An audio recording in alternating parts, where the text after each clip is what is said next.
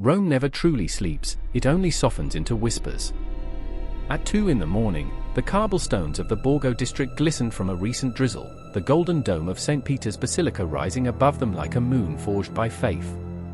Dr. Elena Moretti moved through the mist with the quick, purposeful stride of someone who had spent a lifetime chasing truths that preferred the dark. For 15 years she had served as a historian for the Pontifical Institute of Christian Archaeology. Her specialty, the evolution of early church archives. Her obsession, the rooms no one was permitted to enter. She had read every public document, every sanitized guide to the Vatican's secret archives, now politely renamed the Apostolic Archive, but what drew her was not the shelves tourists could imagine, it was the sealed corridors whispered to exist beneath them. At 2:17, the bronze doors of the archives closed behind her with a sigh. Cardinal Vincenzo Alberti, prefect of the archive, waited inside. Age had made his frame slight but not fragile, his eyes, sharp and grey, carried the weight of centuries. "Dr. Moretti," he said, voice echoing across the marble. "Do you know what time it is?" "The hour of truth, Eminence," she replied softly. He almost smiled. "You always were poetic." Elena removed from her coat pocket a letter, yellowed, wax-sealed, stamped with a symbol long thought extinct, 2 keys crossed over an open eye. "This arrived at my apartment yesterday. No name, no address. It references a room registered in 1632 but missing from all modern blueprints. The camera obscura sancti Petri." The cardinal's expression did not change, but the air between them grew heavier. "Where did you hear that name?" "In a marginal note from Pope Urban VIII's private journals," she said. "He wrote that it was sealed after the trial of Galileo." A bell tolled faintly in the distance, dawn was still hours away. Alberti gestured for her to follow. "Walk with me." They descended through levels few outsiders had ever seen, corridors lined with iron cabinets, parchment stacked like sleeping souls, corridors that smelled of wax, dust, and the salt of history. Light came only from narrow bulbs guarded by brass cages. At the far end of a subterranean passage, a vault door waited, smooth, unadorned, and far older than the concrete that surrounded it. "This," Alberti said, "was sealed before either of us were born. Few even know it exists." He inserted a small, ancient key, the mechanism sighed as if it had lungs. The door opened on darkness and a smell of old stone. Elena lifted her flashlight. Beyond lay a circular chamber lined with shelves carved directly into the rock. Scrolls, wooden boxes, fragments of bronze tablets, all arranged with monastic precision. At the center stood a marble table holding a single book bound in crimson leather. Alberti did not enter. "I am only permitted to bring you this far." "Who granted permission for any of this?" she asked. He looked at her gravely. "No one. Consider this your final act of curiosity." Then he turned and left, the door closing with a thud that echoed like a heartbeat. Elena stepped closer to the table. Dust rose in little golden motes under her beam. The book bore no title, only a symbol embossed in silver, a circle divided by a cross, surrounded by Latin words almost too faded to read, lux in tenebris lucet. The light shines in the darkness. Her fingers trembled as she opened it. The first pages were written in a hand she recognized, that of Cardinal Roberto Bellarmine, the inquisitor who condemned Galileo. But these were not theological arguments, they were confessions. Within these walls, he had written, are kept the writings that could unmake faith as men understand it. The Church guards them not from truth, but from misuse. For truth in unready hands becomes destruction. Elena turned the pages carefully. Sketches of planetary systems mingled with diagrams of geometric light. A fragment of an unknown gospel appeared, written in Aramaic script. And then, a map. A subterranean plan of the Vatican itself, marking a sealed descent beneath the tomb of St. Peter. Her heart pounded. The hidden door she had dreamed of was real. She spent hours photographing each page, whispering translations into her recorder. The deeper she read, the stranger the text became. Reports of celestial instruments brought from Alexandria after the library's fall, records of correspondences between papal astronomers and Arab scholars, letters from an unnamed custodian of the flame. The same phrase that had haunted other forbidden manuscripts across history.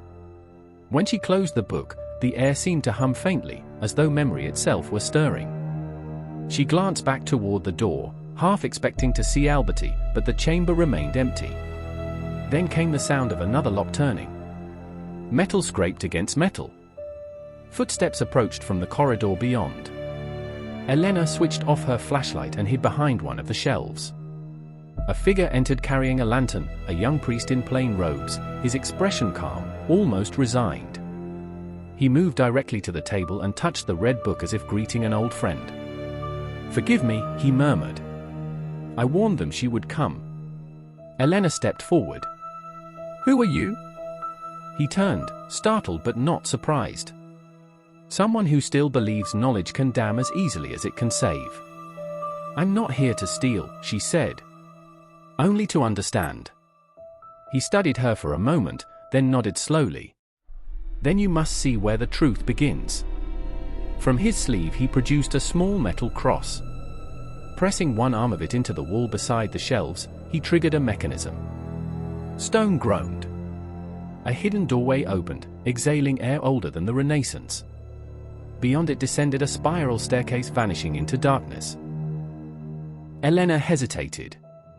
"What's below?" "The rooms no one writes about," he said quietly. "The ones no one is allowed to enter." He raised the lantern, its light dancing across the curved walls. "But remember, Signora Moretti, once you see what lies below, you cannot unsee it." She swallowed her fear and stepped onto the first stair. Each descent felt like falling deeper into another century. The walls changed from masonry to raw stone. In niches along the way glimmered artifacts under glass, chalices, fragments of ancient texts, even small devices whose purpose she could not guess. The temperature dropped, the air smelled of iron and incense. After what felt like eternity, they reached a bronze door sculpted with angels whose eyes had been deliberately scratched away. The priest set the lantern down and whispered a prayer in Latin. The door opened without touch. Inside was a chamber vast as a cathedral but unlit except for a faint glow from a circular pit at its center. Elena stepped closer. Within the pit lay shelves spiraling downward like the helix of a great shell, filled not with books but with objects, sealed boxes, bones wrapped in linen, glass tubes containing what looked like strands of hair. At the edge of the pit, an inscription read, "Here lie the witnesses of what should never be proved." The priest's voice echoed softly. "Every age of faith has its burden. These are ours." Elena's breath caught. "What are they?" He looked at her. "Evidence." For a long time she could not speak. Somewhere above, the bells of St. Peter's began to toll, marking the first light of day. The priest turned back toward the stairs. "You have seen enough." But Elena's eyes were fixed on the lowest level of the spiral, where something shimmered faintly, a glass case shaped like a reliquary, within it a parchment that seemed to emit its own faint light. She whispered, "What is that?" He paused, then sighed. A letter written to the first pope. Not from a disciple, but from the one they all feared would return. The word struck her like thunder. "You mean?" He met her gaze. "Leave this place, Dr. Moretti. Some doors open only once." Elena did not move. Her entire life had led to this threshold, the line between faith and forbidden truth. She took one step toward the pit. The glow intensified, reflecting in her eyes. The priest closed his own. "Then may God forgive us both." And as she reached for the light, the chamber filled with a sound like rushing wings. The light that burst from the pit did not blind, it revealed. For an instant, Elena saw the entire chamber as it had once been, torchlit, filled with robed men writing feverishly at long tables, shadows of chained scholars moving among shelves that stretched endlessly down. The image flickered like an old film reel before dissolving into the stillness of the present. When her eyes adjusted, the glow had subsided. The priest had vanished. Only the faint hum remained, pulsing from the glass reliquary below. Elena's instinct screamed to flee, but the historian in her, the part that had spent years reconstructing lost truths, refused to turn away. She began the descent down the spiral path. Each step echoed against stone, each vibration awakening a sense that something below was listening. The shelves around her bore bronze plaques inscribed with Latin phrases. Relic of the Covenant Unknown. Instrumentum Australis, Alexandria, 125 BC. Fragmentum Evangelii Aramaicum. She recognized that last phrase. A fragment of an Aramaic gospel. Her heartbeat quickened. That was the language of Christ himself. At the final level, the reliquary waited. The glass shimmered faintly, sealed with a golden lock shaped like the papal keys. Inside, the parchment lay perfectly preserved, the ink darker than it had any right to be after 2 millennia. Beside it sat a single note written on modern stationery. It bore the seal of Pope Pius XII. To whomever finds this, you are holding the silence upon which faith was built. To reveal it would end more than belief, it would end hope. Guard it as the last light in a dark age. Elena's fingers hovered over the lock. The air trembled faintly, as if time itself waited to see her choice. Then she noticed something else, carved into the base of the reliquary, a date, Anno Domini 33. The year of the crucifixion. She whispered to herself, this can't be real. The hum grew stronger, low and rhythmic, echoing through her bones. She knelt closer. Beneath the glass, faint letters bled through the parchment's folds, glowing from within as though written in living fire. Before she could react, the bronze door above slammed shut with a deafening clang. A voice boomed down the stairwell, a voice she knew. Cardinal Alberti. Elena. Step away from the case. She looked up, startled. The old man was descending rapidly, 2 guards behind him. His face was pale, eyes fierce. You shouldn't have come this far, he said, his breath ragged. You brought me here, she snapped. I brought you to the threshold, not the abyss. He signaled the guards, who froze beside the staircase. Alberti approached slowly, his voice trembling between anger and sorrow. That document is not for human eyes. It was sealed before there was a Vatican. The last to read it went mad. Elena shook her head. You can't bury truth forever. Truth, he repeated bitterly. Do you even know what you call truth? Every generation thinks it can handle revelation, and every time, men burn each other to prove they were right. The church learned the hard way that some truths must sleep. But if that's the letter I think it is. It isn't, he cut her off. And if you open it, you'll wish it weren't. For a long, silent moment, the two stared at each other across centuries of faith and doubt. Then the chamber shook. A faint tremor rolled through the stone underfoot. Dust fell from the ceiling. Somewhere deep below, something moved. Alberti looked around sharply. They're waking the generators too soon, he muttered. The what? Elena asked. But before he could answer, the reliquary pulsed with blinding light. The lock snapped open on its own.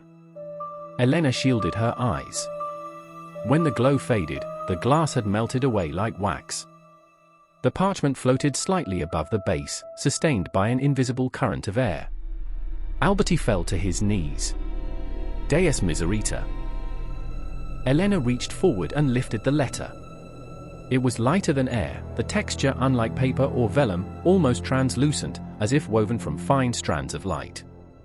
Written across it in Aramaic, then translated beneath in Latin, were words that chilled her blood. Simon, son of Jonah, keeper of the keys. When I am gone, they will call you Rock. But know this, what I gave you was not all. Beneath the stone of my rest lies the word the world cannot yet bear. Signed simply, Yeshua. Her mouth went dry. It's a letter from Jesus himself. Alberti whispered hoarsely, a forgery. It must be.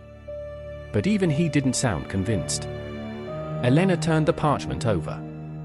More symbols, a pattern of concentric circles radiating from a cross, identical to the sigil on the red book upstairs. It matches, she said. The same symbol. Light in the darkness. Alberti's voice trembled. You don't understand what this means. Yes, I do, she said. It means there's something beneath St. Peter's Basilica, something the church has been guarding since the 1st century. The old man's eyes met hers, grief and resignation mingling. You think you've discovered a secret. But you've only found the door to it. Suddenly, the sound of boots echoed from above. The guard stiffened. Alberti paled. They know, he muttered. Who? Elena asked. The custodes luces, he said, the guardians of the light. They don't take kindly to trespassers. A mechanical hiss filled the chamber, vents opened in the walls, releasing a faint mist. Elena's vision blurred. She clutched the parchment and stumbled toward the stairway. What are you doing? It's not me. Alberti shouted, coughing. It's the failsafe. Her knees buckled, but she forced herself up the steps. The priest who had led her down earlier appeared from the fog, face pale with panic. He grabbed her arm and pulled her toward an opening she hadn't seen before, a narrow passage branching from the spiral. This way, he shouted. Hurry! They ran. Behind them, the chamber's bronze door sealed shut with a thunderous roar. They emerged into another corridor, this one lined with frescoes of winged men holding torches. The air grew warmer, fresher. At the far end stood an iron gate leading to what looked like a forgotten crypt. Elena leaned against the wall, gasping. Who are the custodes luces? The priest looked back nervously. The oldest order in the Vatican. Formed before the Swiss Guard, before the Papal States. Their task is to protect the relic of the light, no matter who seeks it. And that relic is this letter. He hesitated. Partly. It's also what lies where the letter points. She unfolded it again, eye scanning the symbols. Between the circles, she noticed faint coordinates written in Hebrew numerals. She scribbled them down on her phone. They lead to the foundations of the basilica, she whispered. The priest's expression turned grim. Then you understand why it was sealed. Far above, dawn broke over St. Peter's Square.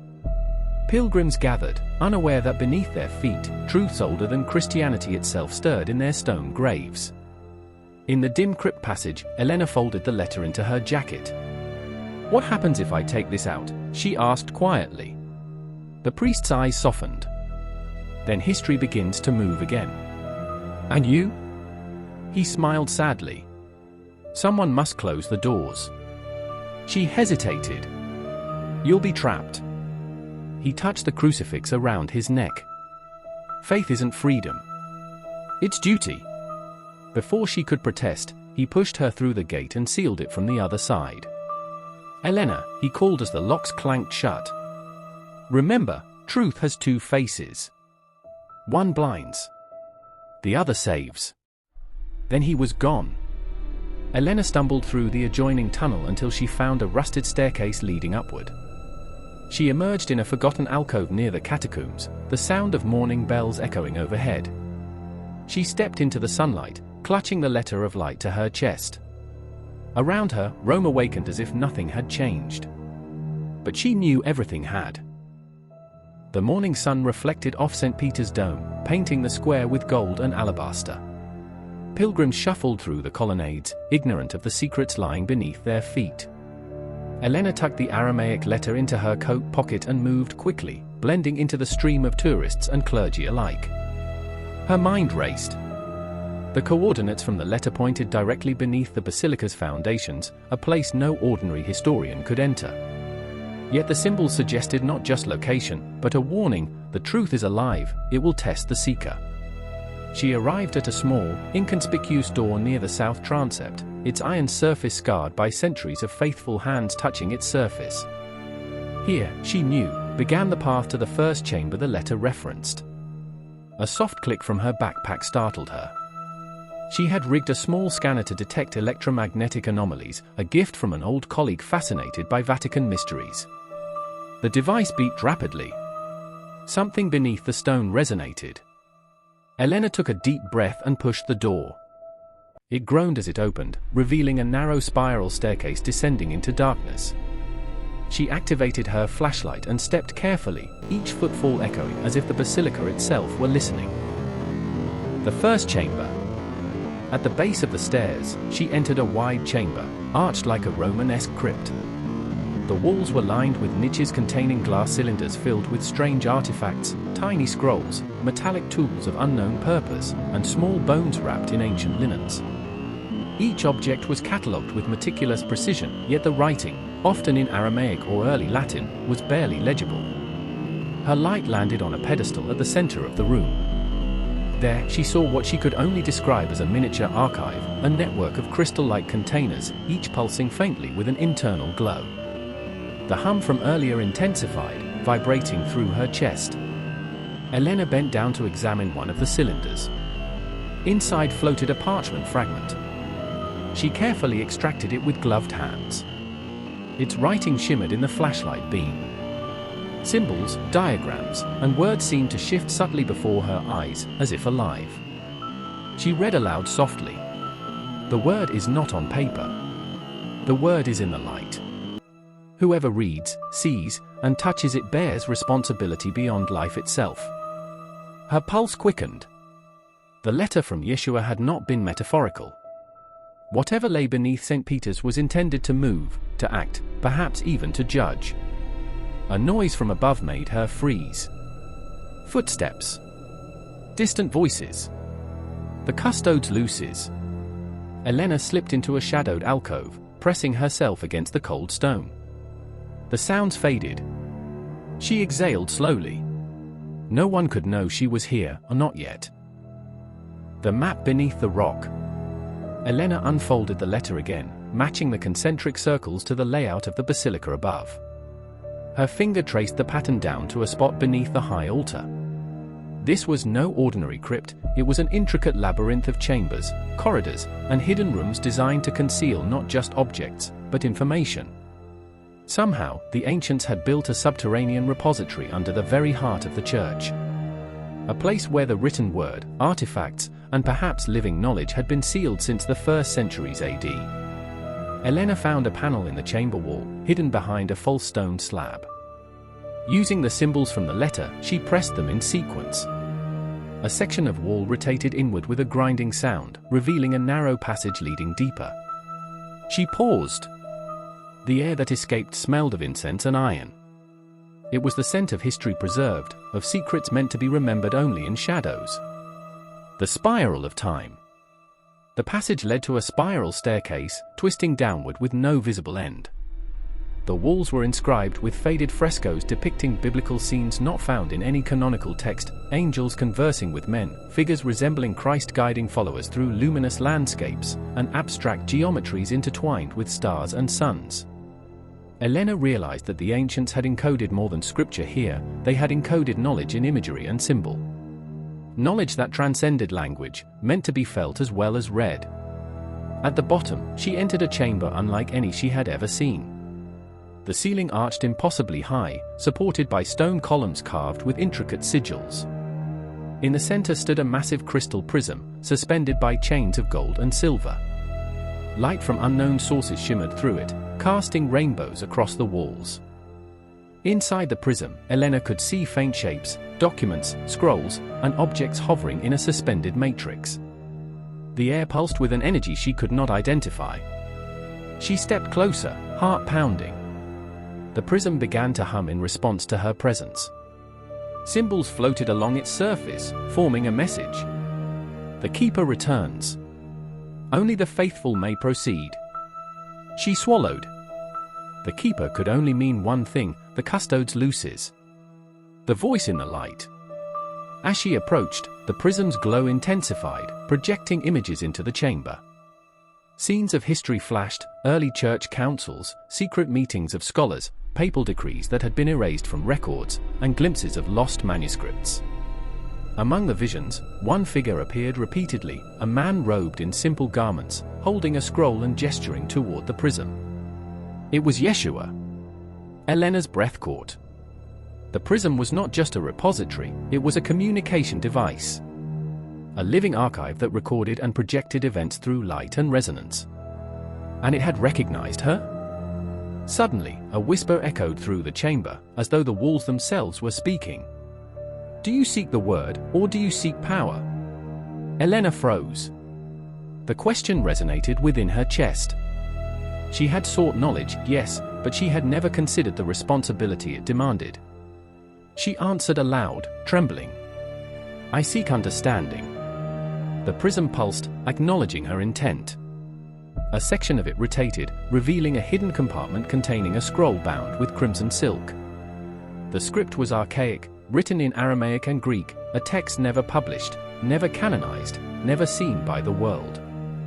She approached and carefully unrolled it. The words glimmered faintly, as though alive. To those who find this, know that the word is not contained in stone, paper, or ink. It is preserved in the light, in the heart of humanity. Guard it. Teach it. But do not use it for your own ends. The time of revelation will come when the world is ready to bear it. Elena's eyes widened. This confirmed everything the letter had suggested. The Vatican's hidden archives were not merely storing relics, they were safeguarding knowledge capable of transforming human understanding. Knowledge that could destabilize centuries of belief, or elevate it. A warning carved in stone. She turned to leave, but noticed inscriptions along the walls she had missed before. They were warnings, written in Latin, Greek, and Hebrew, etched into the stone. Those who pry shall be tested. Faith untempered by humility blinds the seeker. What is revealed too soon is lost forever. Elena's pulse quickened. She realized that every generation had been tested. Custodians had sacrificed freedom, comfort, and sometimes sanity to preserve this chamber. And now, she herself was being tested. A sudden echo of footsteps froze her. The custodes Lucis had found her? From the shadows emerged three figures in plain robes, hoods drawn. Their presence radiated authority, yet also restraint. One stepped forward. "You have touched that which is not meant to be moved," the lead custos said. "And yet, your intent is clear. You seek understanding, not dominion. That is rare." Elena met his gaze. "I only wish to learn, to preserve, to understand." He nodded. "Then we will guide you. But beware, the archives test the heart as much as the mind. One wrong choice, and the light you carry can destroy you." The chamber pulsed softly, the prism casting rainbow arcs across the walls. Elena understood that she had entered a world hidden beneath history itself, a place where faith, knowledge, and power intertwined in ways the modern world could scarcely comprehend. She exhaled, steeling herself. The journey had only begun. Elena followed the custos down a narrow, torchlit passage. The air grew warmer, carrying the scent of aged parchment and incense. The walls were lined with niches, each containing glass cases with manuscripts so ancient that the ink shimmered like frost in the torchlight. "This," the custos said quietly, "is the hall of whispering manuscripts. Few have ever set foot here, and fewer still leave unchanged." Elena's eyes widened. Hundreds, no, thousands, of texts floated in suspended animation within glass cylinders, each annotated in multiple languages: Hebrew, Greek, Latin, Coptic, Syriac. Some texts she recognized, others she could only stare at in disbelief. A lost gospel of Mary Magdalene. Fragments of the Dead Sea Scrolls never published. Letters from early Christian councils erased from history. She reached out to one of the cylinders. The glass vibrated faintly under her fingers, and she heard it, a whisper, so soft she almost thought it was in her mind. "Knowledge is light. But light can blind." She pulled back, heart racing. The custos watched silently, expression unreadable. The ledger of forgotten popes. They moved to a side chamber, where a massive ledger lay on a marble pedestal. Its pages were enormous, bound in dark leather, and etched with gilded symbols. "This is the ledger of forgotten popes," the custos explained. It records pontiffs and antipopes who never appeared in official histories. Many died in secrecy, protecting knowledge deemed too dangerous for public eyes. Elena opened the ledger. Names appeared, some familiar, others entirely new to her, popes who had ruled for mere months, cardinals who disappeared without trace, bishops whose works were erased. Next to each was a description of the relics, texts, or knowledge they safeguarded. Her pulse quickened as she read. Several entries referenced the very letter she had found, the Aramaic parchment of Yeshua. Why hide this? She asked. Because mankind is not always ready for the truth, the Custos said. Even when the truth is just words, it carries power. And power, unchecked, can corrupt the faithful and the faith alike. The mirror of knowledge. At the far end of the hall, a polished obsidian slab rose from the floor, framed in silver and etched with intricate sigils.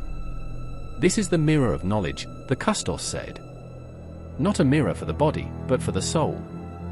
Those who gaze upon it see what they most seek, and what they most fear. Elena stepped closer. Her reflection shimmered and shifted, overlaying visions of her own mind, memories of childhood curiosity, nights spent poring over ancient texts, a lifetime of chasing hidden truths.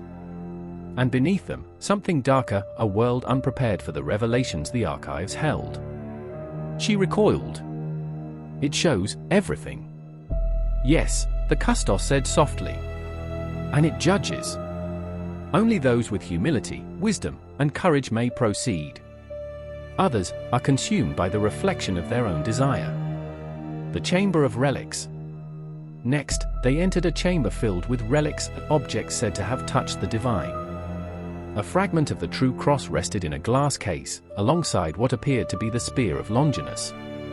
Vials containing unknown substances glimmered with internal light. But Elena's eyes were drawn to a small, unassuming box labeled in faded Greek, the Custodia Veritatis. The Custos knelt beside it. This box contains artifacts directly tied to the letter you carry. They are witnesses of events never recorded, of truths never spoken.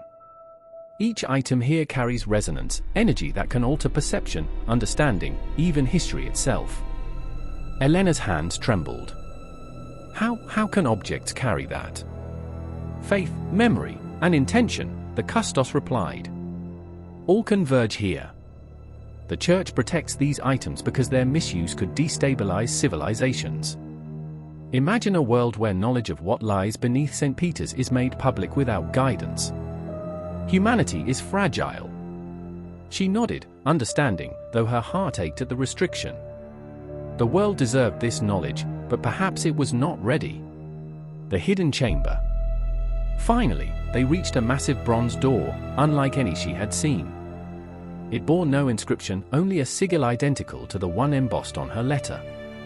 This is where the word resides, the Custos said. Beyond this door lies knowledge so profound, it cannot be approached lightly. It is not forbidden because it is evil, but because it is alive. Elena's fingers brushed the door. It pulsed faintly under her touch, resonating with the letter she carried. Are you certain I should enter? She asked. He met her gaze. If your heart is pure and your intent is truth, you may. But beware, some knowledge changes the seeker irreversibly. Elena nodded. Her curiosity, her dedication to history, and her sense of destiny converged. She pressed her hand against the door. It swung open. The word preserved. Inside, the chamber was immense, circular, and illuminated by a light that seemed to emanate from no source. In the center hovered a transparent cube, inside which the parchment floated, the original letter and more. Surrounding it were hundreds of holographic-like projections of manuscripts, relics, and images from across history, forming a luminous archive. Elena stepped closer. The projection shifted in response to her gaze. She realized the room was reactive, almost sentient. A voice, calm and resonant, echoed through the chamber. You have come seeking the word. Know this, the word is not confined to letters.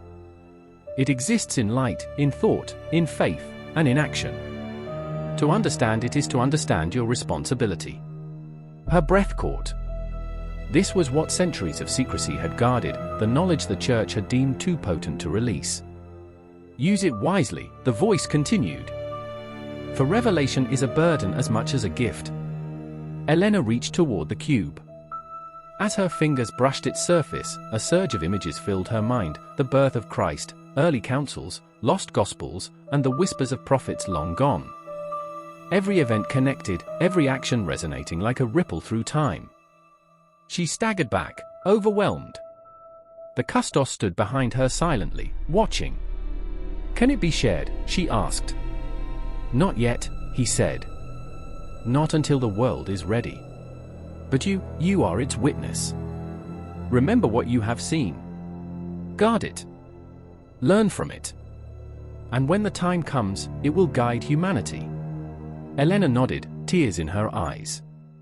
She understood the weight of what she carried. The Vatican's secret archives were not just a repository of history, they were a living testament to faith, responsibility, and human potential. Elena emerged from the chamber, her mind still reeling from the experience. The letter pulsed faintly in her coat pocket, almost as if it had a heartbeat of its own. The custos followed silently, guiding her through a corridor lined with more manuscripts and relics.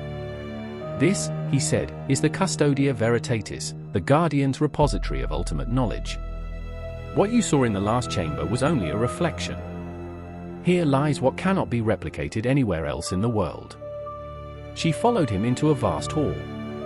The room was circular, with stone pillars carved with cryptic symbols that seemed to shift when viewed from different angles. At its center lay a table, upon which rested several small boxes and scrolls, each sealed with wax and inscribed with an ancient sigil. "This place," Elena whispered, it's beyond anything I imagined." The custos nodded gravely. "Knowledge can be dangerous. That is why it is guarded. Here you see not just the past, but possibilities, paths that humanity may take if it understands these truths." The Aramaic fragments. Elena approached one of the scrolls. She recognized the script immediately: Aramaic. Her pulse quickened as she carefully unrolled it. The words glimmered faintly under the torchlight, as if the parchment itself were alive. The scroll contained accounts of events not recorded elsewhere, secret journeys of early disciples, correspondences between apostles and scholars of distant lands, and fragments of teachings that contradicted accepted history. Her hands shook as she read. To preserve the word is to preserve faith. Yet faith is not truth, and truth is not faith.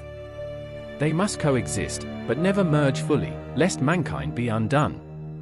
Elena looked up at the custos. Why hide this? Why erase it from history? Because, he replied, knowledge without wisdom can destroy. The Church learned this through centuries of trial. The Custodia Veritatis is not a prison, it is a safeguard. The relics of power. Next, Elena turned to the small boxes. She opened one carefully. Inside rested a small object, a fragment of bone wrapped in fine linen, labeled in Greek, the witness of the cross. Another contained a vial of liquid, amber-colored, labeled as the blood of faithful. Each relic seemed ordinary at first, but when examined in the chamber's light, they emitted a faint glow, as if resonating with unseen energy. These are not magical, the custos said. But they are instruments of memory, capable of connecting past, present, and future. Their power lies not in themselves, but in the knowledge they carry, and in the heart of the one who holds them. Elena nodded slowly, understanding the delicate balance between preservation and temptation. Deciphering the letter. Finally, she withdrew the Aramaic letter from her coat. It pulsed in response to the artifacts around her, resonating with an energy she could almost feel in her chest. She placed it on the table, alongside the scrolls and relics. Slowly, patterns began to emerge. The concentric circles on the letter corresponded to symbols on the scrolls, the frescoes, even the inscriptions in the chamber walls. "This is a map," she whispered. "Not a map of land, but of knowledge itself. Of how information, belief, and history are intertwined." The custos nodded. "And it is not linear. Time here is layered. Past, present, and potential future overlap. To navigate it is to navigate responsibility itself." The warning. A shadow flickered along the far wall. Elena turned, heart racing. A voice echoed, soft but insistent. "Those who seek must understand the weight they carry. She realized the voice was not coming from any visible source, it emanated from the room itself, from the artifacts, from the letter. "Why me?" she asked aloud. "Because the word chooses," the custos replied. "Not all who enter are meant to bear it. And the word tests each seeker. Some are consumed by ambition, others by doubt. Only those with integrity, humility, and purpose can emerge unscathed." Elena's fingers tightened around the letter. She understood, she had been chosen, but she had also been tested. Every discovery, every step deeper into the archives had challenged her ethics, her faith, and her courage. The spiral of knowledge. The custos led her to a spiral staircase descending further, beyond anything Elena had seen. The walls were lined with murals depicting events that never appeared in history books, disciples walking through cities that vanished in time, councils where lost gospels were debated, and figures who resembled Yeshua interacting with scholars from Alexandria, Persia, and Rome. This, the custos said softly, is the spiral of knowledge. It is not merely a record, it is a living archive. It preserves what was lost, what was forbidden, and what is yet to come. Those who reach the center may glimpse truths beyond mortal comprehension. Elena's pulse raced. She realized that the Vatican had not been protecting relics, they had been protecting the continuity of human understanding itself. She stepped onto the first stair. The light around her shimmered, projecting visions of history and possibility across the walls. Every step she took brought her closer to the Word, closer to a knowledge so profound it could reshape faith, morality, and understanding itself. The choice. At the center of the spiral, a platform awaited. The letter pulsed brighter than ever, hovering above a pedestal. Around it, projections of manuscripts and relics formed a luminous web, connecting past, present, and potential futures. Elena understood the weight of the moment. To reach the letter was to bear responsibility, not only for her own life but for the knowledge of humanity itself. She could take it, study it, share it, but misuse could bring catastrophe. She hesitated. The custos watched silently, expression grave. "You may proceed," he said. "But remember, the archives do not forgive. The word tests not the mind, but the heart." Elena reached forward. The moment her fingers touched the parchment, a surge of light and knowledge coursed through her. She saw visions of history that had never been recorded, secrets the Church had protected for centuries, and glimpses of potential futures that could be shaped by understanding, or destroyed by misuse. Her breath caught. The word was alive. And it had chosen her. Elena stood at the center of the spiral chamber, her fingers resting on the glowing parchment. The word pulsed beneath her touch, not merely ink and paper, but a living resonance, vibrating with history, faith, and possibility. The custos lucis remained behind her, silent, a sentinel guarding centuries of secrets. She had descended further than any historian before her, navigated chambers that tested her mind and heart, and touched knowledge the Church had preserved since the 1st century. And yet, as the light filled the chamber, Elena realized that the final test had nothing to do with knowledge. It had to do with choice. Visions of time. The prism above the chamber projected visions that filled the walls, the birth of Christ, disciples spreading his teachings, councils debating lost gospels, and centuries of hidden correspondence between scholars, popes, and custodians. She saw visions of her own life intertwined with the archives, decisions she would have to make, moral dilemmas, the temptation to reveal the secrets to the world. Each vision pulsed with the weight of consequence. Knowledge carries responsibility. Misuse destroys. Understanding requires humility. Elena felt the truth of these words in her bones. Every century, the custodes had preserved the word not merely to protect faith, but to protect humanity itself from its own unpreparedness. The choice of revelation. The letter pulsed brighter, illuminating the entire chamber. It seemed to speak directly to her mind. Do you seek to preserve or to reveal? The word chooses only those ready to bear it. The world is not yet ready for truth. To reveal it is to risk ruin. Elena felt her heart pound. She had spent years uncovering history, chasing lost truths, yearning for revelations buried beneath the Vatican. And now, she faced the ultimate question: reveal what she had found, or protect it, knowing its power could change, or destroy, the world. She thought of humanity's thirst for knowledge, its curiosity, its ambition. And she thought of the centuries of custodians who had sacrificed freedom and life to preserve the word. Her fingers trembled, hovering above the letter. The Custos Council. The Custos Lucis approached. The word tests not your mind, but your heart. Knowledge without wisdom is a weapon. Faith without understanding is blind. You have been chosen because you carry both. Elena looked up. And if I fail? He shook his head. Then the archives will correct the error. Many have tried to take knowledge too soon. None have returned unchanged. The chamber pulsed. The light of the prism bathed her face in an ethereal glow. She felt herself connected to centuries of faith, scholarship, and sacrifice. The word is alive. It weighs upon you. Every action, every choice ripples through time. The revelation within. Elena made her choice. She withdrew her hand from the letter and let it hover above the pedestal. She would study it, preserve it, and prepare humanity for its understanding, but not yet reveal it to the world. The prism pulsed in acknowledgement. Manuscripts rearranged themselves, relics realigned, as if the chamber itself approved her decision. You have chosen wisely. Knowledge is preserved. The word remains safe, awaiting the time of revelation. Tears filled Elena's eyes. She had come seeking answers, and instead, she had found responsibility. The word was not merely a collection of texts, nor a relic of the past, it was a living, breathing continuum of faith, history, and human potential. Ascending from the archives. The Custos guided Elena back up the spiral staircase. The hall of whispering manuscripts, the chamber of relics, the spiral of knowledge, all faded behind her as they ascended into the bowels of the basilica.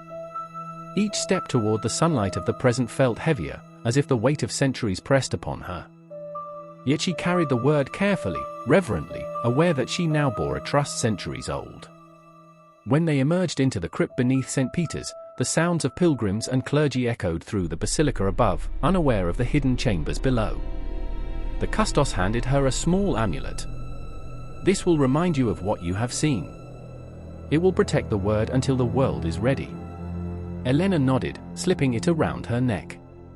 She felt its weight, a symbol of responsibility, vigilance, and restraint.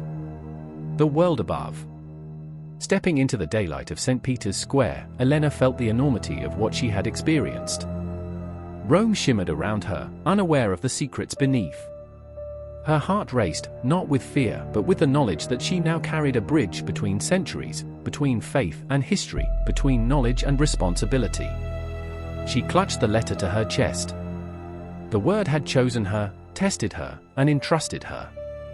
Humanity was not ready to see it, not yet, but she would guard it, learn from it, and prepare for the day it could be revealed. The Custos Lucis disappeared into the shadows, leaving her alone in the square. She looked up at the dome of St. Peter's Basilica, a symbol of faith, history, and the guardianship of secrets the world might never know. A soft hum emanated from the letter. Elena smiled, understanding that her journey had only begun. She had entered the rooms no one was allowed to enter, seen the truths hidden for centuries, and emerged with the responsibility to safeguard knowledge that could alter humanity itself. And she would not fail. Epilogue, Keeper of the Light. Years later, Dr. Elena Moretti published widely on church history, archaeology, and early Christian texts, but never on the hidden archives beneath St. Peter's. She taught her students to respect the delicate balance of faith and knowledge. The letter remained with her, pulsing faintly in a hidden compartment of her study. Occasionally, it whispered, guiding her toward discoveries that aligned with the archive's intent. She had learned what the Custodes Lucis had known for centuries, that some truths must wait for the world to be ready, and that knowledge without wisdom is a danger greater than ignorance itself. And so the Vatican's secret archives remained, alive and guarded, beneath the heart of the Church, holding secrets of faith, history, and humanity itself, waiting for the day when the word could finally be revealed. Elena looked toward that day, ready to fulfill her role as its custodian. The light pulsed again, gentle and eternal, as if whispering a promise. The word endures. The faithful endure. And the world will one day be ready. A soft hum emanated from the letter. Elena smiled, understanding that her journey had only begun. She had entered the rooms no one was allowed to enter, seen the truths hidden for centuries, and emerged with the responsibility to safeguard knowledge that could alter humanity itself. And she would not fail. Epilogue: Keeper of the Light. Years later, Dr. Elena Moretti published widely on church history, archaeology, and early Christian texts, but never on the hidden archives beneath St. Peter's. She taught her students to respect the delicate balance of faith and knowledge. The letter remained with her, pulsing faintly in a hidden compartment of her study. Occasionally, it whispered, guiding her toward discoveries that aligned with the archive's intent. She had learned what the custodes lucis had known for centuries, that some truths must wait for the world to be ready, and that knowledge without wisdom is a danger greater than ignorance itself. And so the Vatican's secret archives remained, alive and guarded, beneath the heart of the Church, holding secrets of faith, history, and humanity itself, waiting for the day when the word could finally be revealed. Elena looked toward that day, ready to fulfill her role as its custodian. The light pulsed again, gentle and eternal, as if whispering a promise. The word endures. The faithful endure. And the world will one day be ready. The global custodians. Elena began to investigate discreetly. She traced historical anomalies, unexplained disappearances of scholars, and secretive lineages mentioned in obscure texts. Patterns emerged: scholars and priests who had vanished, or suddenly gained access to forbidden manuscripts, were likely part of a hidden network of custodians. One name recurred: Brother Lucian, a monk in a secluded monastery in the mountains of northern Italy. He had reportedly studied the Vatican's lost Gospels before disappearing from public record in the 1940s. Another, Saraya de Leon, a historian in Spain, whose work on early Christian relics had been mysteriously suppressed. Elena realized that the word was not just preserved, it was distributed, led, safeguarded by a network designed to prevent catastrophic misuse. The first test. Late one night, Elena returned to her study to examine the letter. As her fingers brushed the glowing parchment, the light flared and a vision filled the room: a city consumed by unrest, scholars driven mad by revelation, and relics misused to manipulate nations. The vision faded, leaving a haunting whisper. The word tests the keeper. Wisdom determines survival. Elena understood immediately: knowledge without discernment could unleash chaos. Humanity could not simply be given the word, it had to be guided, prepared, nurtured. She began writing, carefully documenting her experiences in a private journal. She recorded everything she had seen, translating fragments of Aramaic and Greek, and noting the lessons of responsibility and restraint the archives had imparted. Yet she did not reveal the location of the archives. She did not reveal the living nature of the word. Not yet. The custodes lucis warning.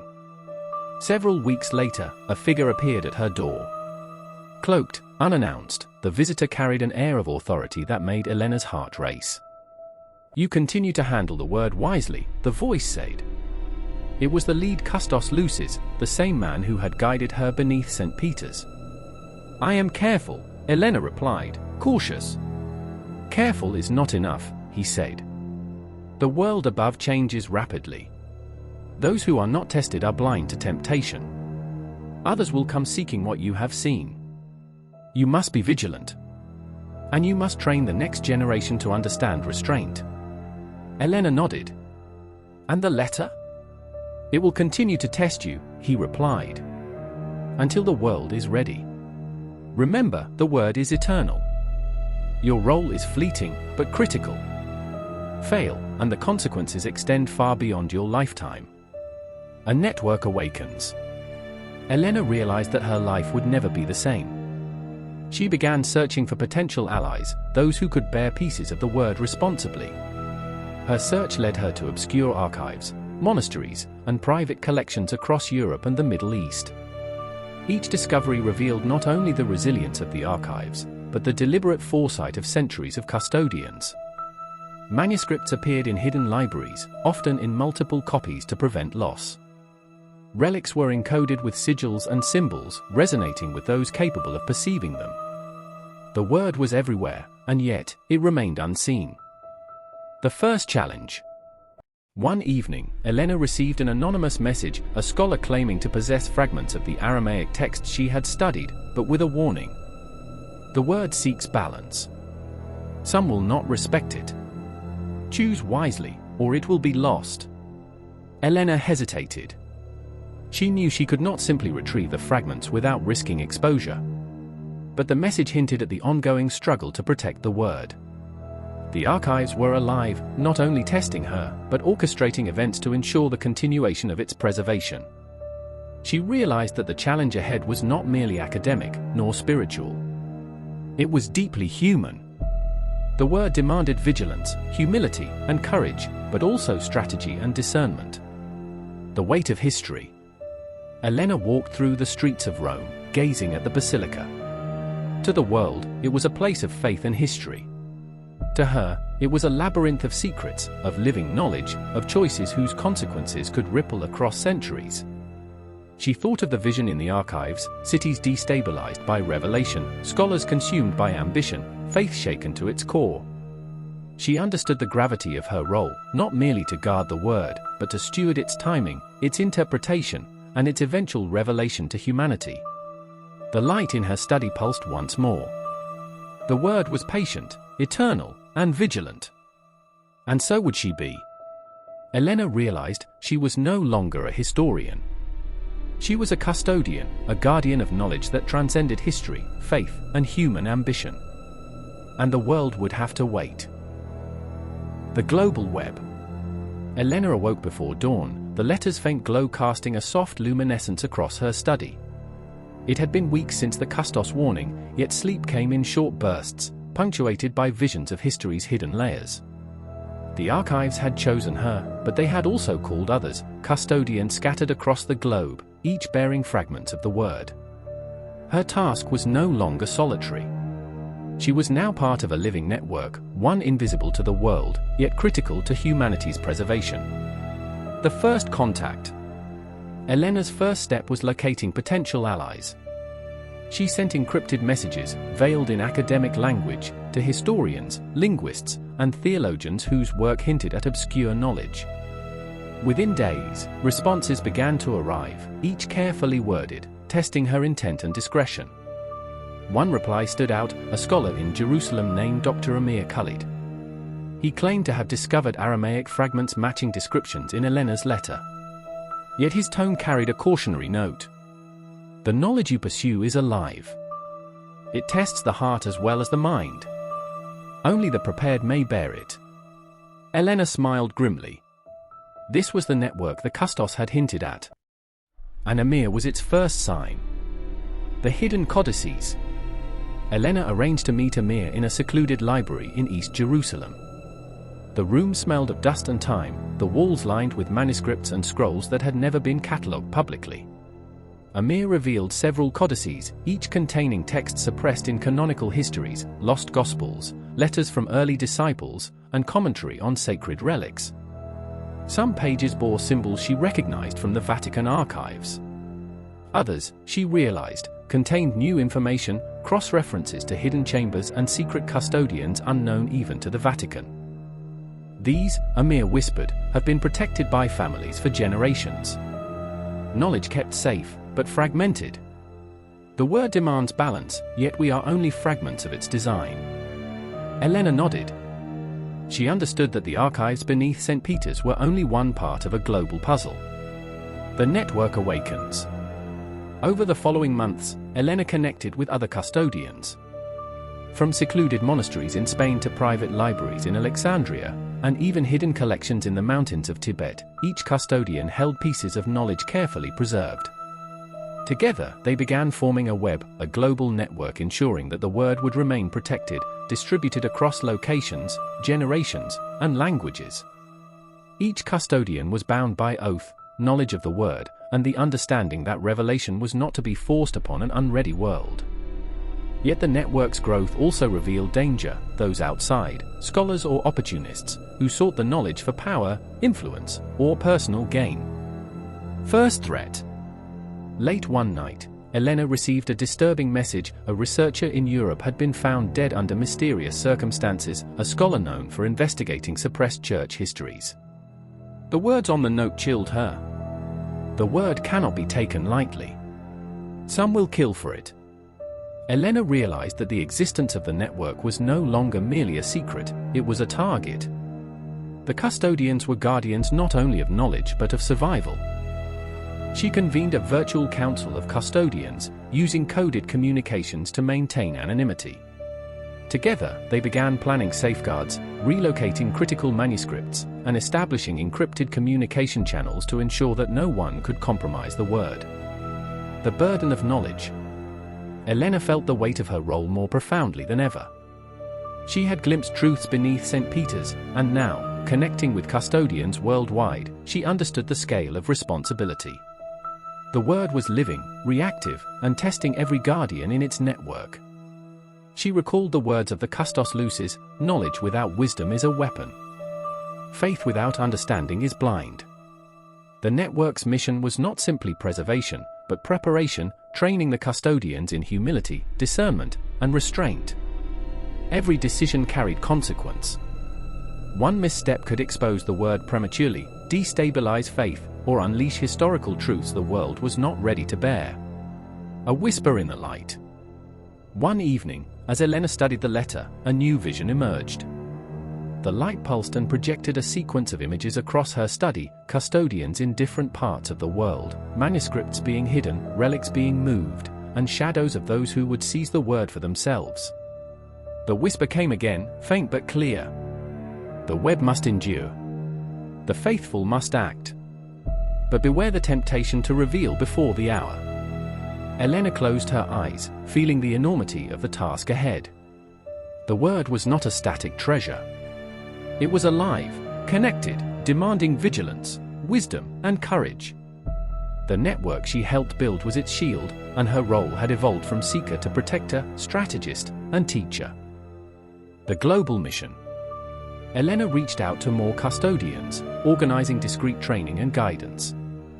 They learned to interpret Aramaic fragments, to recognize the resonance of relics, and to understand the subtle language of the archives themselves.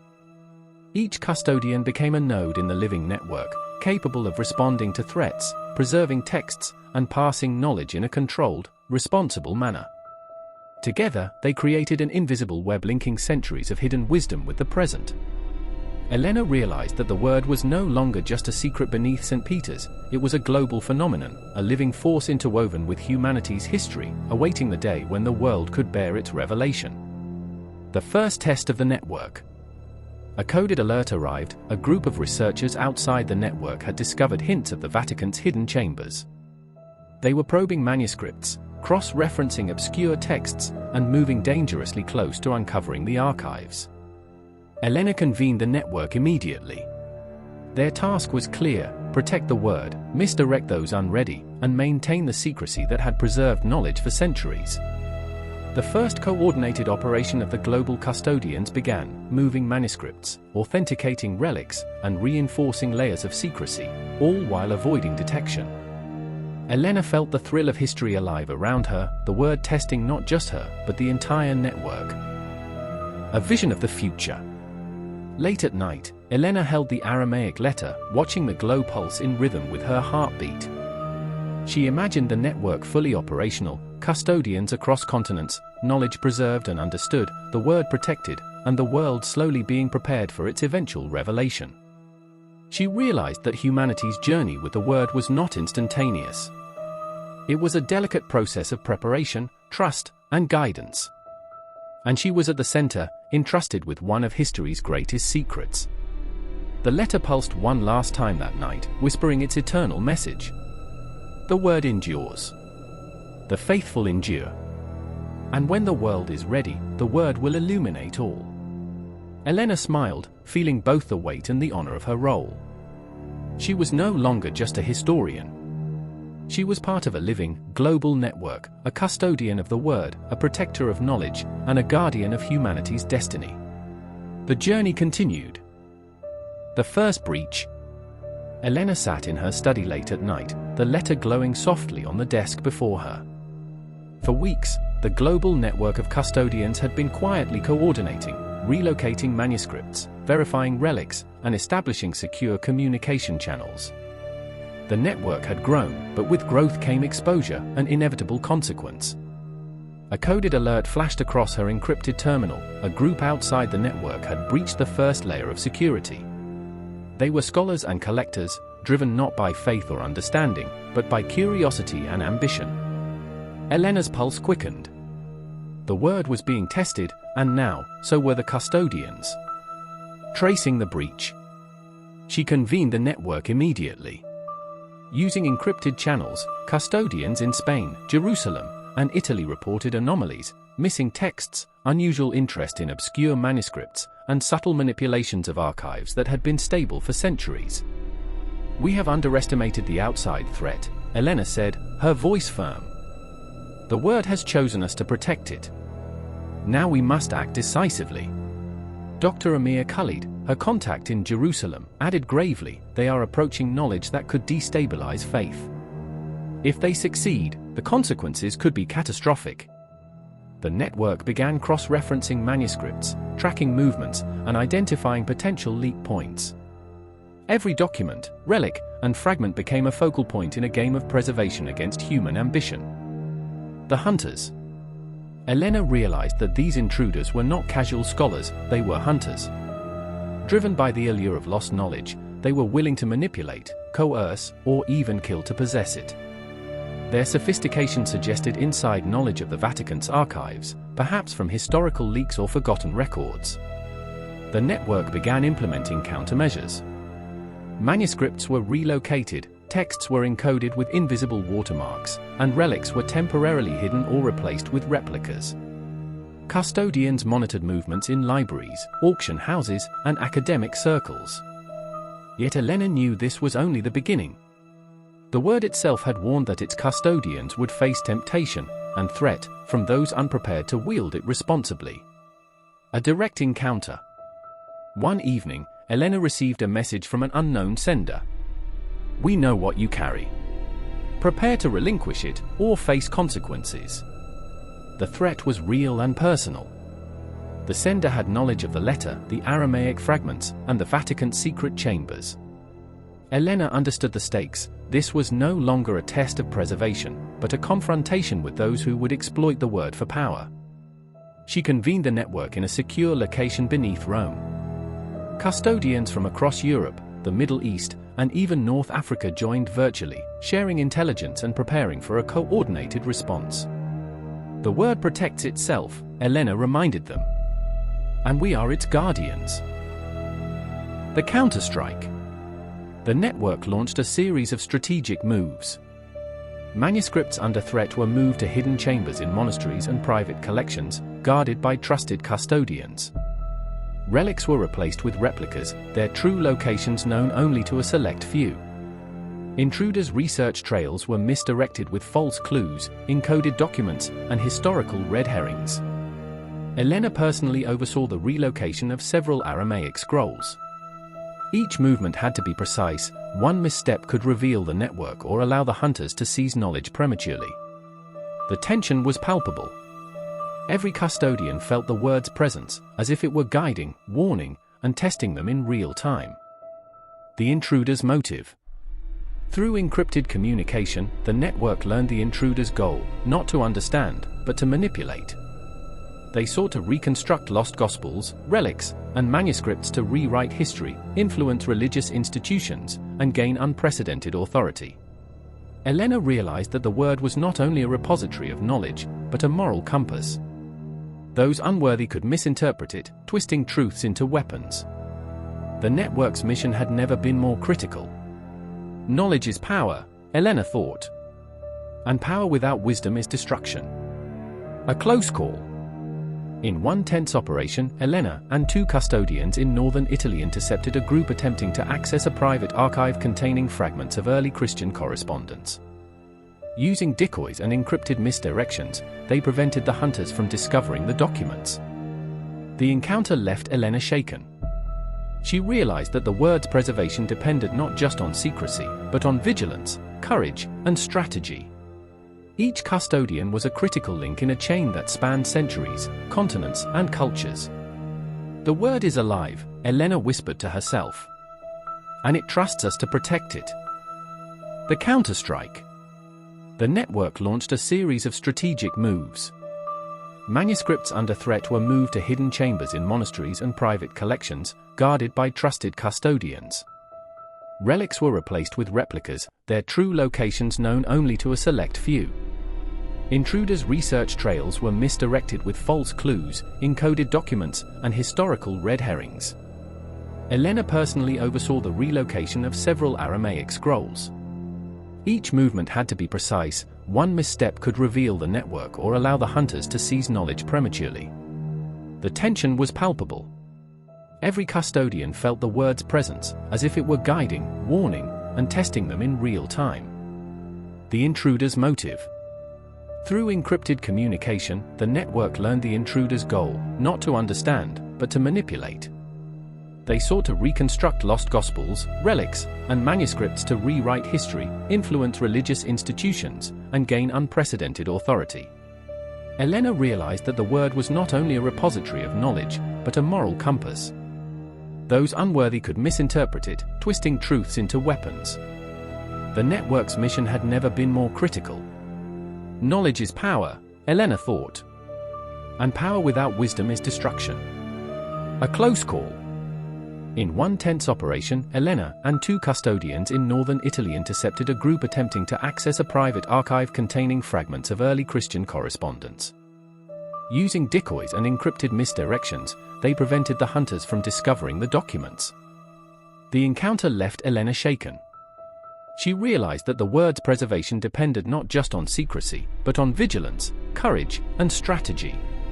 Each custodian was a critical link in a chain that spanned centuries, continents, and cultures.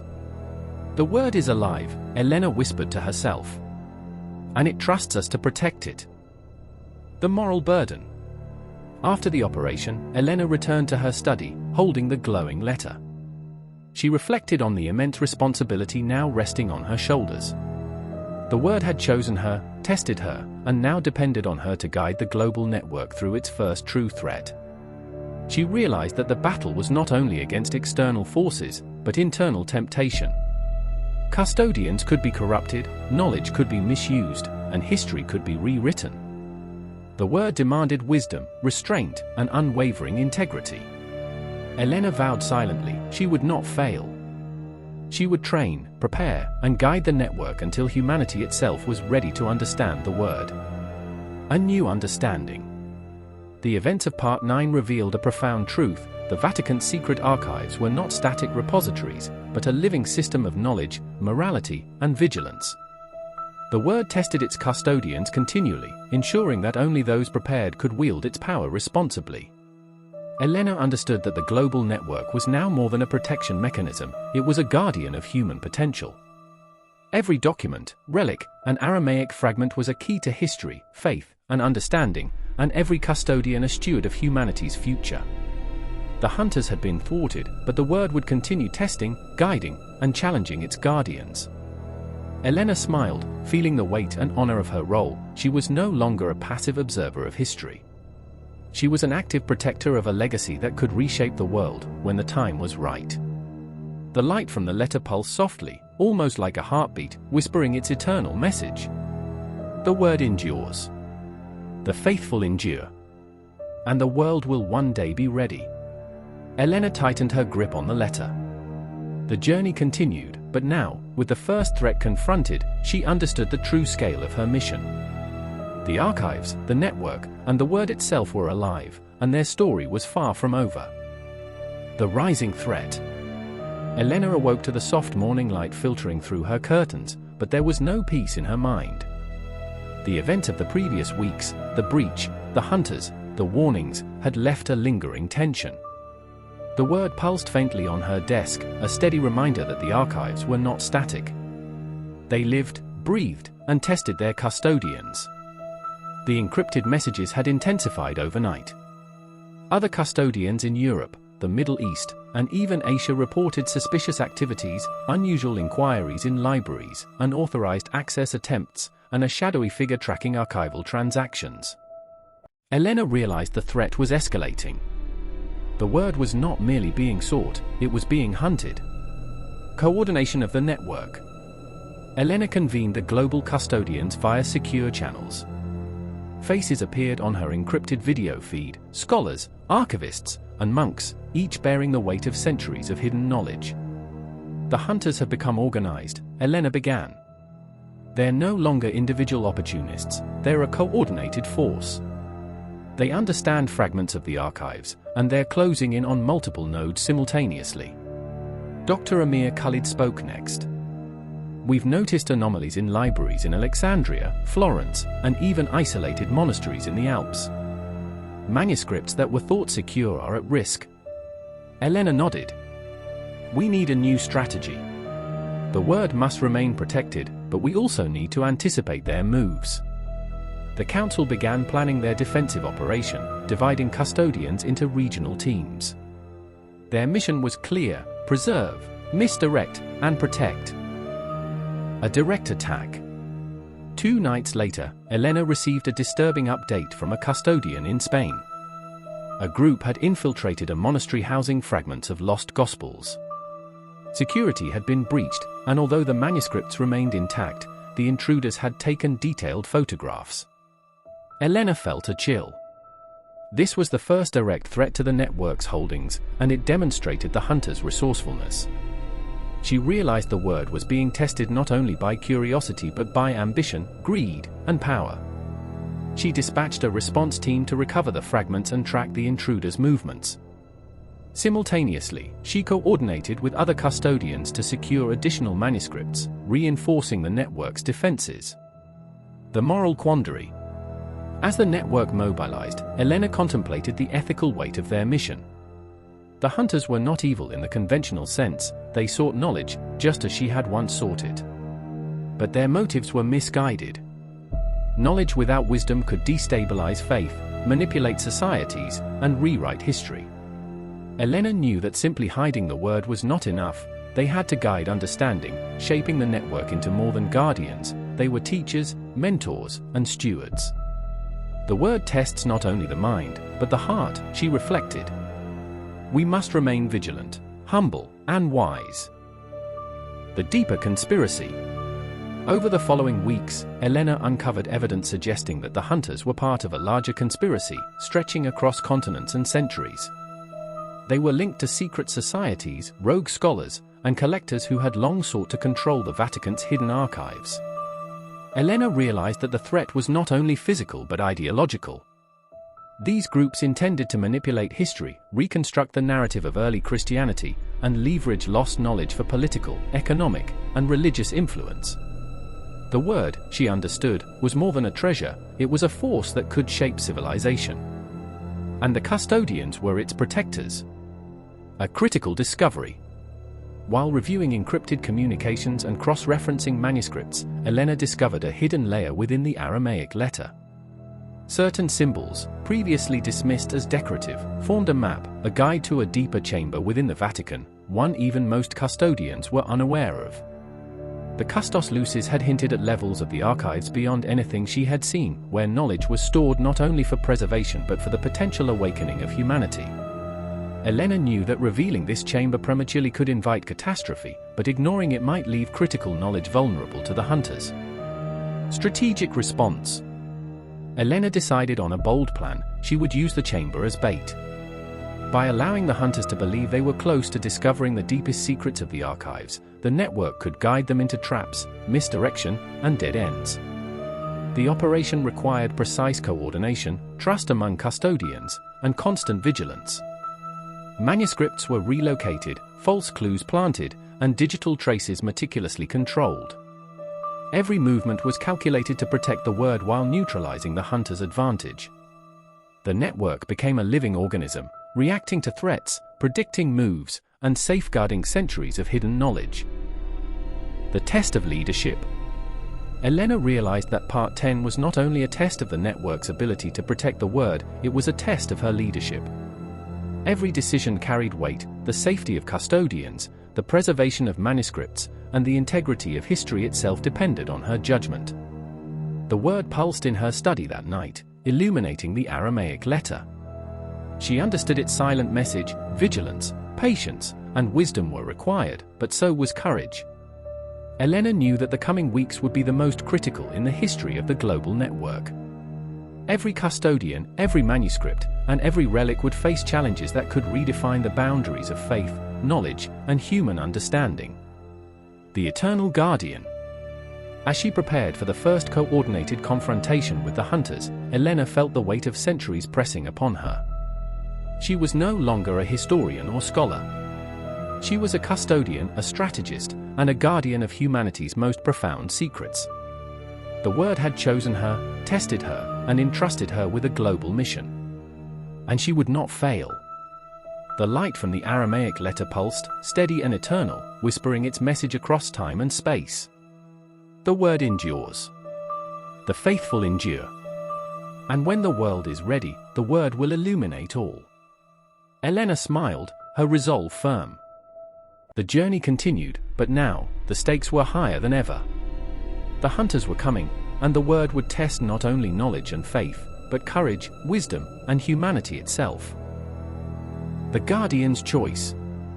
Elena stood at the threshold of the hidden chamber beneath St. Peter's Basilica, the glow of the Aramaic letter illuminating her face. Outside, the world moved on in blissful ignorance, unaware of the centuries-old secrets lying beneath its feet. But within, the Word pulsed like a living heartbeat, waiting, testing, guiding. The hunters, the ambitious scholars, collectors, and rogue factions, were converging on the network's holdings. Their motives were not simple curiosity, they sought control, influence, and the power to reshape history itself. Elena's global network had prepared for this moment, but the coming confrontation would be unlike any other. The final confrontation. In Rome, the hunters had infiltrated the outskirts of the Vatican archives, misled by decoy maps, false manuscripts, and carefully orchestrated distractions. Elena and her closest custodians coordinated their defense, ensuring that every piece of genuine knowledge was secured, every relic hidden or protected.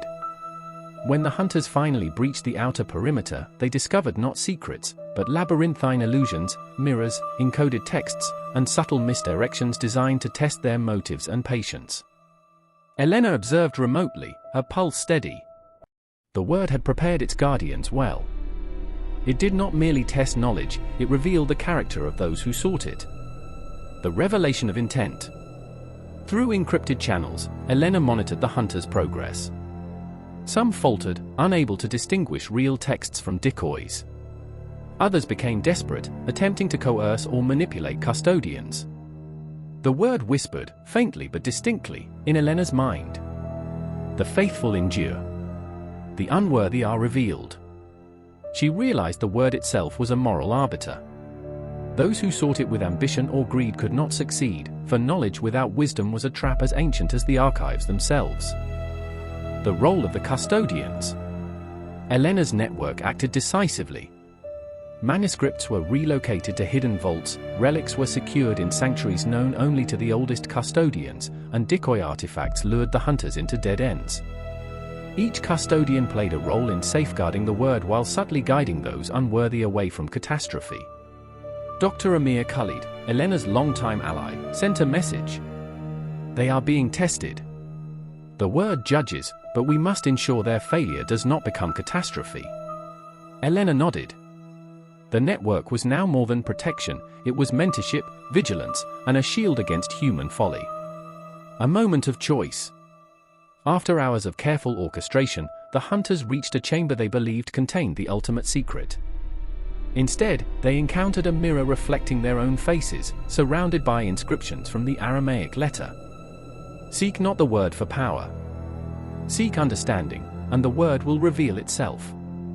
Some fled in frustration. Others turned against each other, exposed by ambition and deceit. Elena understood that the Word's tests had been both spiritual and practical, only those guided by humility and wisdom could bear its knowledge responsibly. She allowed the hunters to leave, their failures a lesson engraved into history, their greed thwarted by the living intelligence of the archives themselves. The Custodian's Oath. In the aftermath, Elena gathered her network in Rome. Each custodian reaffirmed their oath to protect, preserve, and guide, ensuring that the Word remained both safe and living. "The Word is eternal," Elena said, her voice echoing in the vaulted chamber. "It is alive, testing us, guiding us, and waiting for the world to be ready. Our role is not to control it, but to bear it responsibly." The glow of the Aramaic letter pulsed brighter than ever, as if acknowledging her words. It was not merely ink and parchment, it was history, morality, and human potential intertwined, a living legacy that demanded vigilance. The world above. Elena emerged into the sunlight of St. Peter's Square. Tourists and clergy moved obliviously around her, the grandeur of the basilica masking centuries of secrets beneath. She clutched the letter in her hands, feeling its warmth, its pulse, its life. She had been tested, challenged, and entrusted with a burden greater than any she had imagined. Humanity was not yet ready for the Word's full revelation, but the time would come. And when it did, the custodians would ensure it illuminated understanding rather than destruction. A vision of continuity. Elena returned to her study that evening. The network remained active, global, and vigilant. New custodians were quietly initiated, trained in restraint, humility, and discernment. Manuscripts and relics were preserved in a living system of checks and guidance. The Word pulsed gently on her desk, a heartbeat through time. Elena realized that her role was permanent. She was not merely a historian or scholar, she was a guardian of history, faith, and human potential. The Word whispered one final message for the day. The faithful endure. The Word endures. And when the world is ready, illumination shall come. Elena smiled, knowing the journey would continue, centuries beyond her life. She had glimpsed the ultimate secret of the Vatican's archives, protected it from ambition and greed, and guided the network that would ensure the Word's endurance. She was, in every sense, a custodian of humanity's greatest secret. And the Word, alive and eternal, had chosen wisely. Epilogue: The Eternal Archives. Centuries from now, the Vatican's secret chambers would remain. Hidden, protected, and alive. Custodians would rise and fall, but the Word would endure. Knowledge, faith, and history would continue their delicate dance, guided by those chosen to bear the weight responsibly. Elena's name might fade, her life an invisible thread in history, but her actions, choices, and stewardship would ripple through time. The archives were not just a repository, they were a living force, a guardian of humanity's potential, and a testament to the enduring power of responsibility. The light from the Aramaic letter glowed softly, eternal, whispering its timeless promise. The Word endures. The faithful endure. And the world will one day be ready.